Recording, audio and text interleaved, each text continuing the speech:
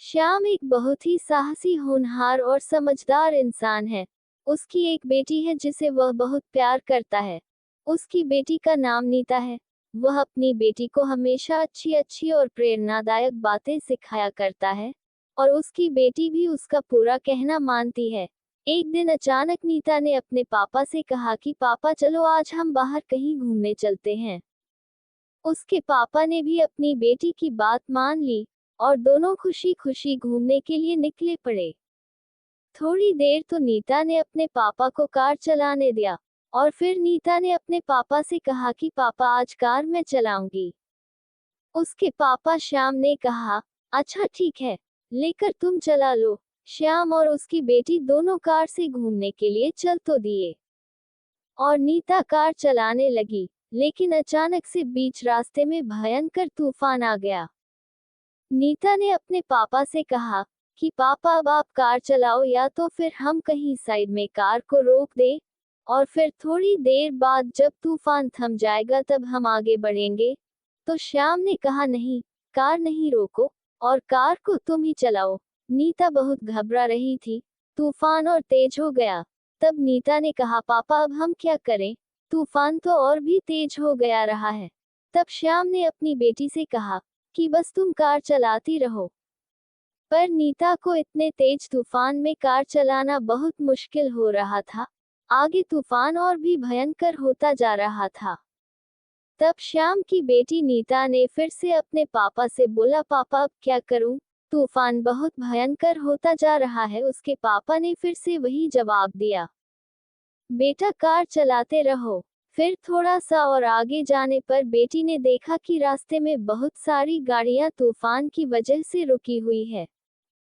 उन गाड़ियों को रुका हुआ देखकर नीता ने फिर से अपने पापा से पूछा, पापा यहाँ तो सभी ने अपनी कार को रोका है और तूफान की वजह से गाड़ी चलाने में बहुत ज्यादा मुश्किल भी हो रही है, तो क्या मैं भी अपनी कार को यहीं पर रोक दूं?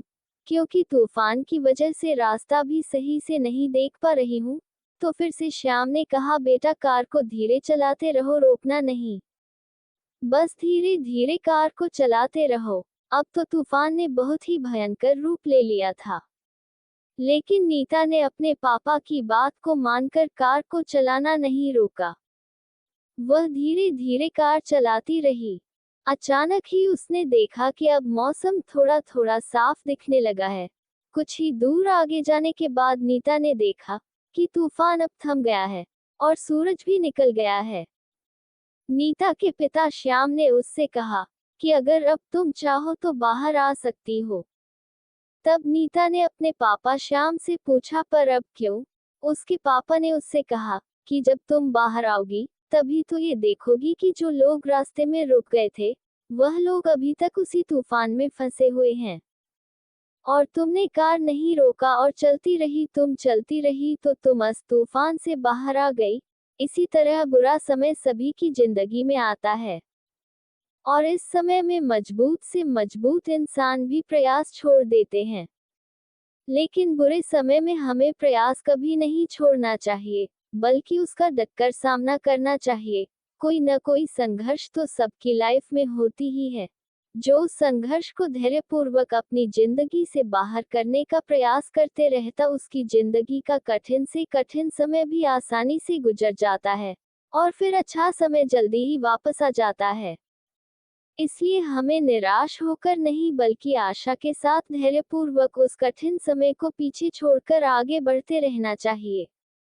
दोस्तों आपको कहानी कैसी लगी कमेंट बॉक्स में जरूर लिखें दोस्तों, और वीडियो को प्लीज लाइक एंड शेयर कर देना, और अगर आप चैनल पर नए हैं तो प्लीज सब्सक्राइब माय चैनल। धन्यवाद।